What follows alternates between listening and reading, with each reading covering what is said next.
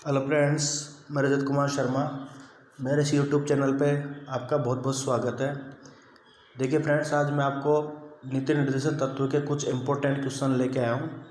ये आपके एग्ज़ाम के लिए बहुत लाभदायक है। आप इनको पढ़िए और इनकी प्रैक्टिस कीजिए। ये आपको श्योर आपको एग्ज़ाम में देखने को मिलेंगे।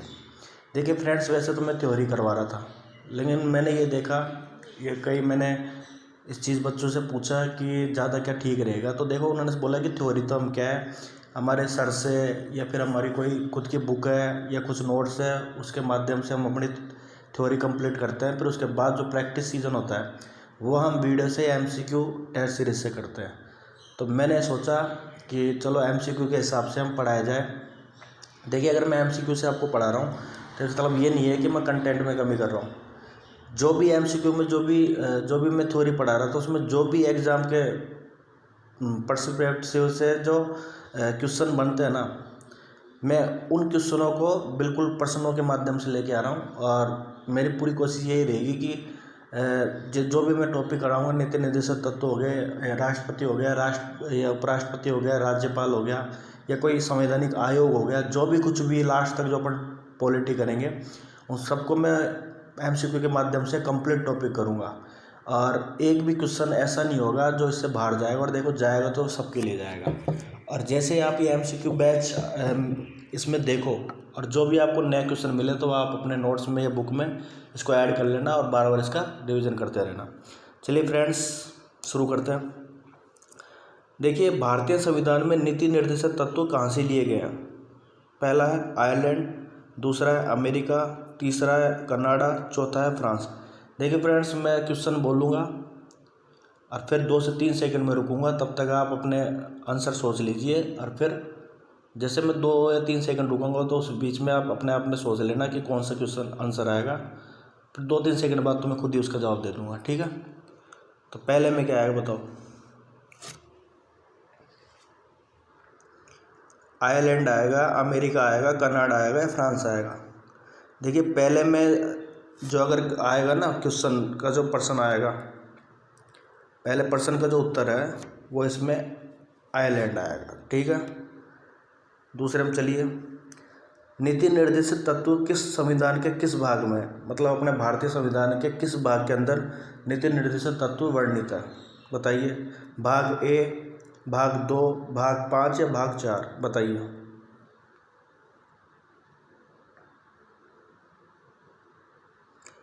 देखिए, नीति निर्देशित जो तत्व है ना, वो भारतीय संविधान में भाग 4 में वर्णित है, ठीक है? तीसरे पे आइए। नीति निर्देशक तत्व दिया गया है, यह आर्टिकल के बारे में पूछ रहा है कि किस आर्टिकल में नीति निर्देशक तत्व दिए गए हैं।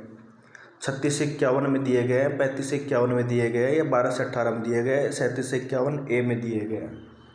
बताइए, तीसरे में क्या आएगा?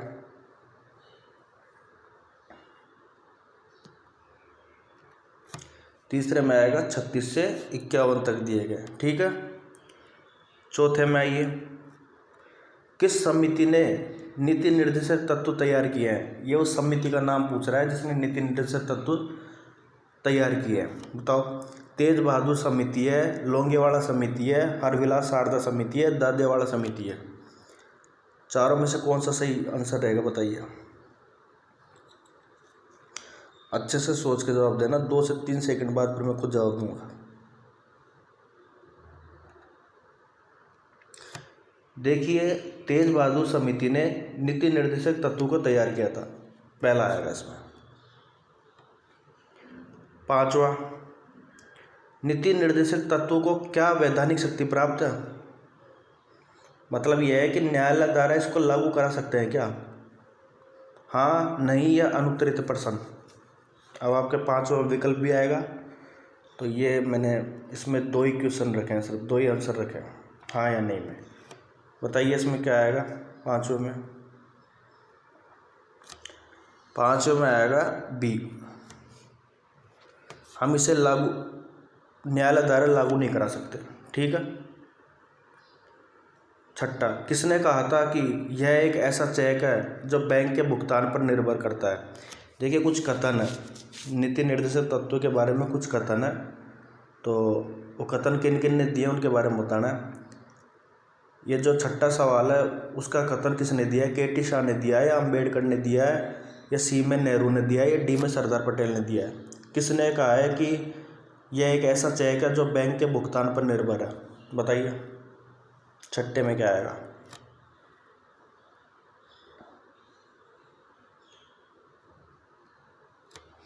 छठे में आएगा के टी शाह ए। सातवां, संविधान का 42वां संविधान संशोधन किस वर्ष हुआ। ये आपसे सन पूछ रहा है कि 42वां संविधान संशोधन किस वर्ष हुआ। 1976 है या 77 है या 78 है या 79 है 79, बताइए 42वां संविधान संशोधन किस वर्ष का है, सातवें में बताइए।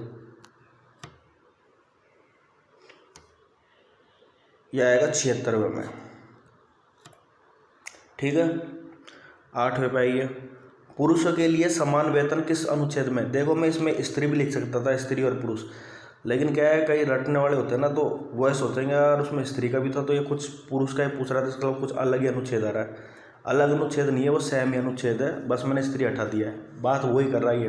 पुरुष और स्त्री के लिए समान वेतन किस अनुच्छेद में वर्णित है, बताइए। 8वें में क्या आएगा, 50 आएगा, 51वां अनुच्छेद आएगा, 39वां अनुच्छेद आएगा, 41वां अनुच्छेद आएगा।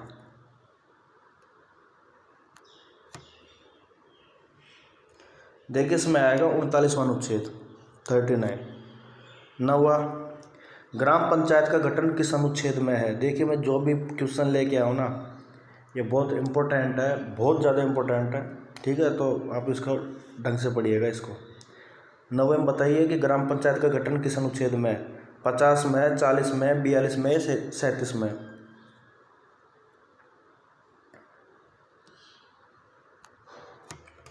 अनुच्छेद 40, ठीक है। 10वें पे आइए, समान नागरिक संहिता किस अनुच्छेद में।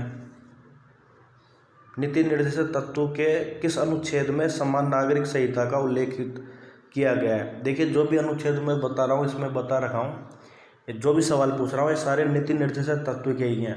इसके कम से कम 5 से 6 वीडियो बन सकते हैं और सारे इंपॉर्टेंट क्वेश्चन रहेंगे। आज अपना पहला वीडियो है, बताइए समान नागरिक संहिता किस अनुच्छेद में, 48 में, 46 में, 45 में, 43 में।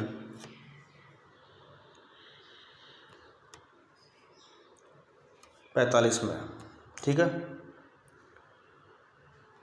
कृषि और पशुपालन किस अनुच्छेद में, ये 11वां क्वेश्चन चल गया। कृषि और पशुपालन नीति निर्देशक तत्व के किस अनुच्छेद में है। ए में 48, बी में 35, सी में 49, डी में 48 ए। 11वें में क्या आएगा,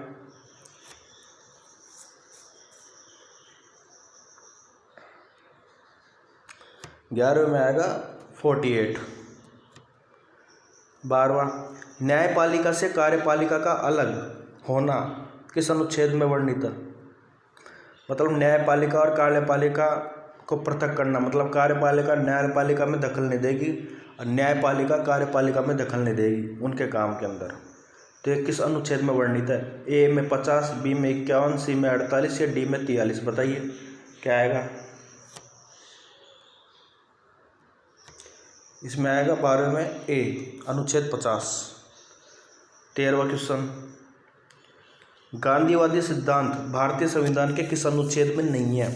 मतलब क्या है, 3 तरह से अनुच्छेद दे रखे, समाजवादी सिद्धांत अलग है, गांधीवादी सिद्धांत अलग है, ठीक है। तो ये पर्टिकुलरली कुछ अनुच्छेद है, जैसे गांधीवादी में 5 अनुच्छेद है, सिद्धांतवादी में समाजवादी में 6 अनुच्छेद है। तो गांधीवादी जो अनुच्छेद है उनमें से एक अनुच्छेद अलग दे रखा है इसमें कि कौन सा गांधीवादी सिद्धांत में नहीं आता। तो बताइए, ए में 38, बी में 40, सी में 43, डी में 48।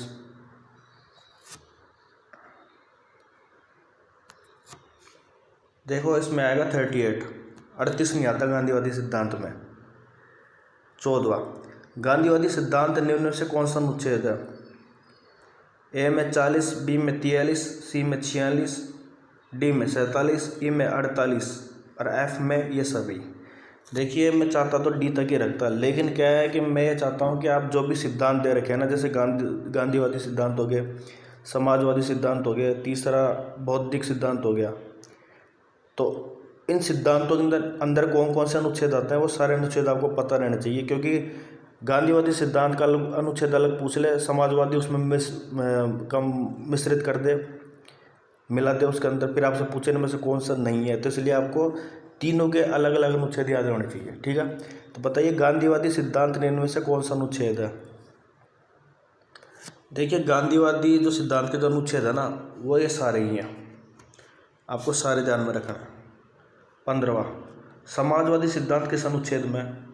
ए में 38, बी में 39, सी में 41, डी में 41, ये डबल बार हो गया, ई में 42 और ई में सभी। समाजवादी सिद्धांत के अंदर कौन कौन से अनुच्छेद आएंगे बताओ।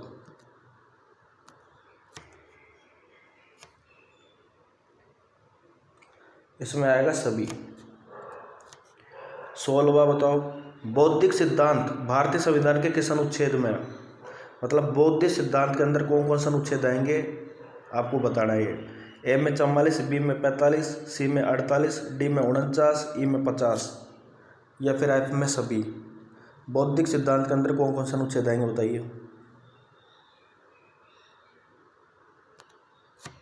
ठीक है, बौद्धिक सिद्धांत के अंदर ये सभी अनुच्छेद आएंगे। 44 भी आएगा, 45 भी आएगा, 48 भी आएगा, 49 भी आएगा, 50 भी आएगा, सभी आएंगे इसमें। 17वां, संविधान के किस भाग में जन कल्याणकारी राज्य की अवधारणा को विस्तारित रूप से उल्लेखित किया गया है? मतलब जन कल्याणकारी राज्य की बात किस में की गई है? प्रस्तावना में की गई है, मूल कर्तव्य में की गई है, मूल अधिकार में की गई है, नीति निर्देशक तत्व में की गई है?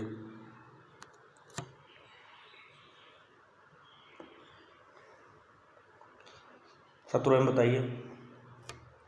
नीति निर्देशक तत्व में की गई है। ठीक है।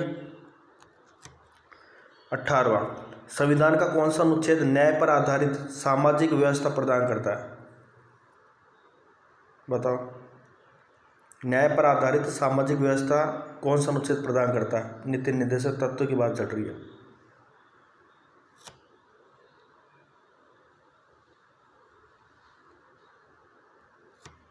इसमें आएगा बी।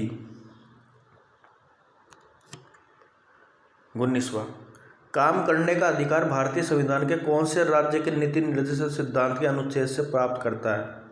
मतलब जो काम करने का अधिकार है ना वो भारतीय संविधान में नीति निर्देशक तत्व में है, लेकिन नीति निर्देशक तत्व में भी कौन से अनुच्छेद में वर्णित है ये?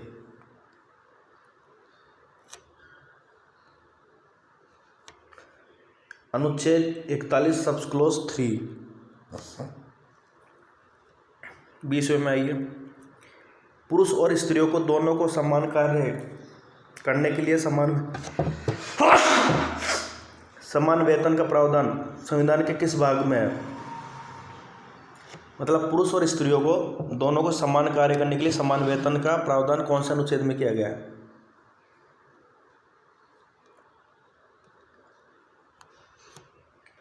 भाग 4। 21वां, निम्न में से कौन सा विकल्प अनुच्छेद 39 के अनुसार आर्थिक न्याय से जुड़ा हुआ नहीं है? कौन सा अनुच्छेद 39 के अंदर आर्थिक न्याय से जुड़ा हुआ कौन सा वाक्य नहीं है? इसमें जो 4 दे रखे ना नीचे, उनमें से कौन सा नहीं है जो आर्थिक न्याय से नहीं जुड़ा? 21वें बताइए। समान कार्य के लिए समान वेतन, ये अपन ने पढ़ी लिया। समान नागरिकों को जीविका के प्राप्त साधन की प्राप्ति, धन और उत्पादन साधनों का हित के लिए केंद्र कारण ना हो, या निजी संपत्ति का विरोध। इसमें डी, ये जुड़ा हुआ नहीं है। भारतीय संविधान में निःशुल्क विधिक सहायता की व्यवस्था का प्रावधान किस अनुच्छेद में है? बताओ, निःशुल्क सहायता, कानूनी सहायता।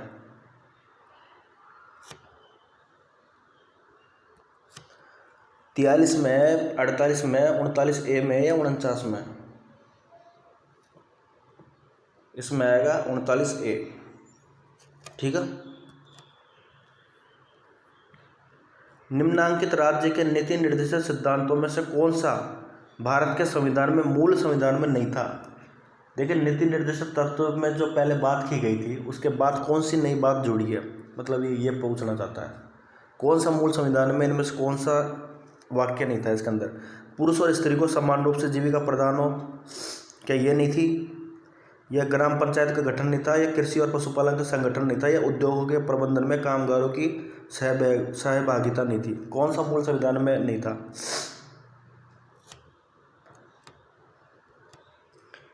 उद्योगों के प्रबंधन में कामगारों की सहभागिता, ये नहीं था मूल संविधान में, ये बाद में जोड़ा गया है। भारतीय संविधान में कौन सा भाग, मतलब भारतीय संविधान में कौन से भाग में पंचायत राज की अवधारणा निहित है?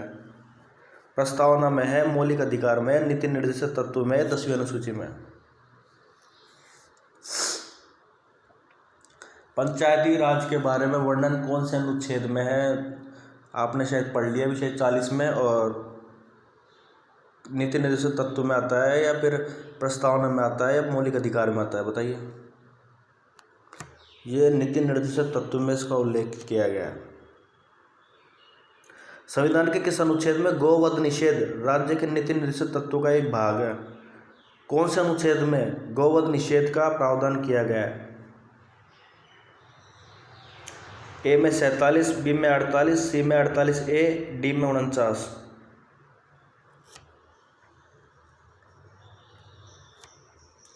इसमें आएगा सी, 48A। इसमें गोवध निषेध का प्रावधान किया गया है। 26वां, भारतीय संविधान का कौन सा अनुच्छेद अंतर्राष्ट्रीय शांति और सुरक्षा की अभिवृद्धि करता है? बताइए। 26वें में ए में 47 आएगा, बी में 48 आएगा, सी में 48A आएगा, डी में 49 आएगा।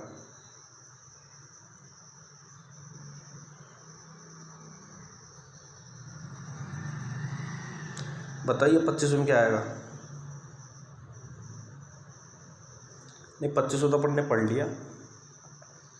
26 बताइए।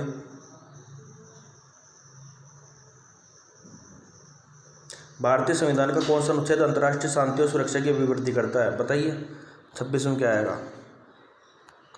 26 में आएगा 51। ठीक है।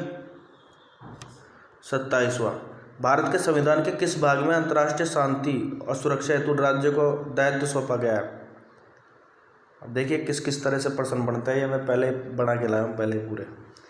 मौलिक अधिकार में, नीति निर्देशक तत्व में, या आपातकालीन में, या प्रस्तावना में? कौन से में अंतर्राष्ट्रीय शांति और सुरक्षा की बात कही गई है? 27वें में क्या आएगा? बताइए। नीति निर्देशक तत्व में बात कही गई है। 28वां, प्रबंधन में श्रमिकों की भागीदारी कौन से अनुच्छेद में है? प्रबंधन में श्रमिकों की भागीदारी कौन से अनुच्छेद में वर्णित है? नीति निर्देशक तत्व की बात कर रहे हैं, भाग 4। इसमें भी कौन सा अनुच्छेद में इस बारे में बताया गया है? अनुच्छेद 43A। 29वें में बताइए। 97वें संविधान संशोधन अधिनियम 2011 द्वारा क्या जोड़ा गया? मतलब इस संविधान संशोधन द्वारा क्या जोड़ा गया? कौन सा अनुच्छेद जोड़ा गया? वैसे तो सहकारी समिति का गठन किया गया है इस संविधान संशोधन में, लेकिन कौन सा अनुच्छेद जोड़ा गया है? 43B है, या ए है, या फिर 44 है, या फिर डी में 48A है? कौन सा अनुच्छेद जोड़ा गया है?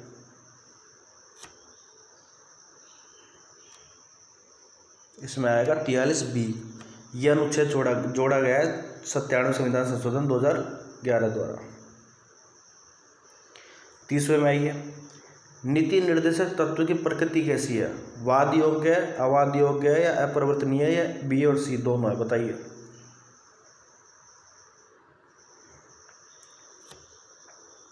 नीति निर्देशक तत्व की प्रकृति कैसी है? किस तरह का है नीति निर्देशक तत्व? वाद योग्य है, अवाद योग्य है, अपरिवर्तनीय है, फिर बी और सी दोनों है डी में। तो देखो इसमें डी आएगा। ये अवाद योग्य भी है, अपरिवर्तनीय भी है। लागू नहीं करा सकते अपन। राज्य की मर्जी होगी तो देगा, नहीं तो नहीं देगा। कोर्ट में नहीं जा सकते, न्यायालय में चुनौती नहीं दे सकते। ठीक है। 31वें में आइए। नीति निर्देशक तत्व का उद्देश्य क्या है? नीति निर्देशक तत्व जो गठित किया गया है, इसका उद्देश्य क्या है? किस उद्देश्य से इसको बनाया गया था? बताइए। सामाजिक आर्थिक लोकतंत्र की स्थापना करना, या राजनीतिक लोकतंत्र की स्थापना करना, या धार्मिक लोकतंत्र की स्थापना करना, या इनमें से कोई सा भी नहीं? इसमें आएगा सामाजिक आर्थिक और लोकतंत्र की स्थापना करना। 32वां, नीति निर्देशक तत्व किस सिद्धांत पर आधारित है? बताइए। जो अच्छे से पढ़ रहा होगा वो तुरंत बता देगा इसका उत्तर। नीति निर्देशक तत्व किस सिद्धांत पर आधारित है? समाजवादी है, उदारवादी है, या गांधीवादी है, या फिर सभी? बताइए। देखिए तीनों ही है, समाजवादी भी है, ठीक है, गांधीवादी भी है ना। देखो इसमें आएगा सभी। 33वें में चलिए। नीति निर्देशक सिद्धांत पर सबसे ज़्यादा प्रभाव किस एक्ट का पड़ा है? मतलब नीति निर्देशक तत्व है ना, उसका प्रभाव सबसे ज़्यादा कौन से एक्ट पे पड़ा है? 35, 1877, 1919 या 1909? किस एक्ट का सर्वाधिक प्रभाव पड़ा है नीति निर्देशक तत्व पे? 1935 का आएगा। किसने नीति निर्देशक तत्व को यह नववर्ष के प्रथम दिन का संकल्प पत्र बताया है? अब कुछ कथन है इम्पोर्टेंट, वो कथन आपसे एग्जाम में पूछा जा सकता है, आप इनको ध्यान में रखिएगा। नीति निर्देशक तत्व को यह नववर्ष के प्रथम दिन का संकल्प पत्र किसने बताया? नसरुद्दीन ने बताया, व्हीलर ने बताया, केटी शाह ने बताया, जेनिंग्स ने बताया?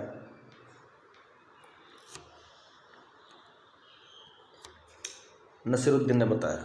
देखिए जो भी क्वेश्चन आपको नया लगे वो अपने बुक में या फिर अपने नोट्स में इसको ऐड कर लेना, जिससे बार बार आपको वीडियो देखने की जरूरत नहीं पड़ेगी, बाकी आप इनका रिवीजन करते जाइए। 35वें में आइए। किसने नीति निर्देशक तत्व को भावना का स्थायी कूड़ाघर बताया? कृष्णामाचारी, नसीरुद्दीन, ग्रेविन या अम्बेडकर?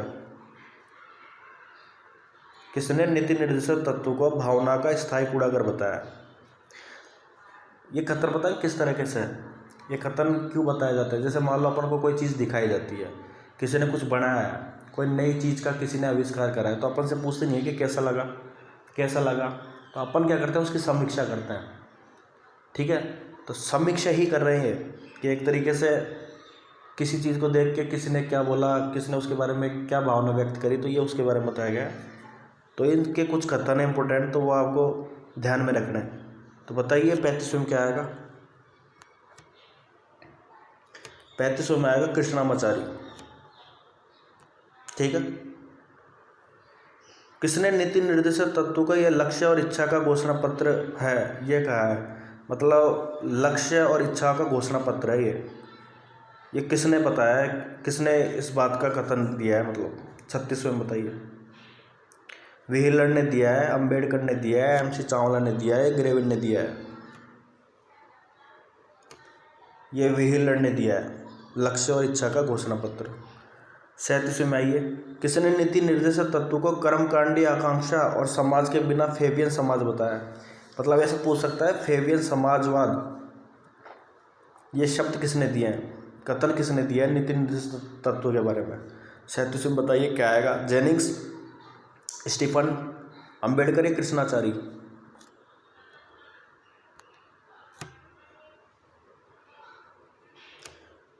इसमें जेनिंग्स आएगा। 38वें में आइए। किसने नीति निर्देशक तत्व के बारे में यह कहा है कि इन सभी का पालन हो तो पृथ्वी पर स्वर्गीय बन जाए? यह कथन किसका था?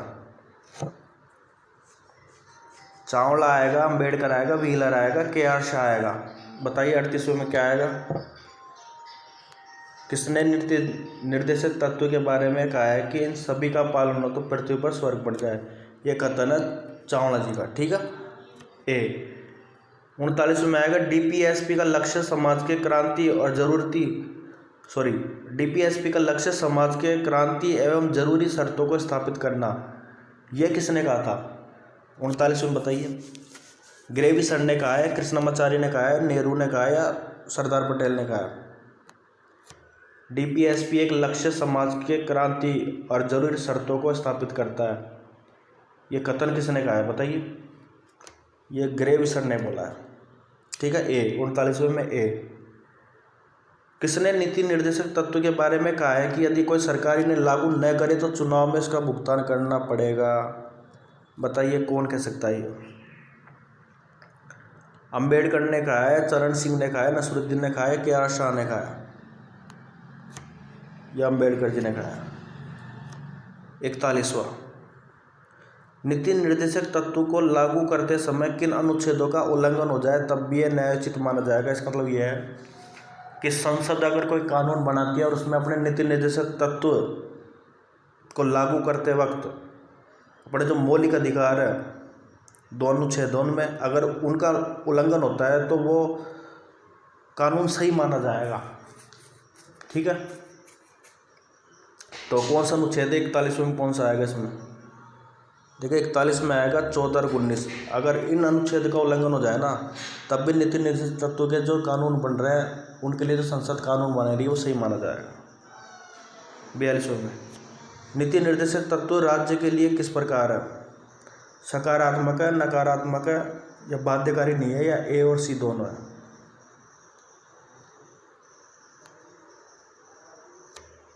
इसमें आएगा डी।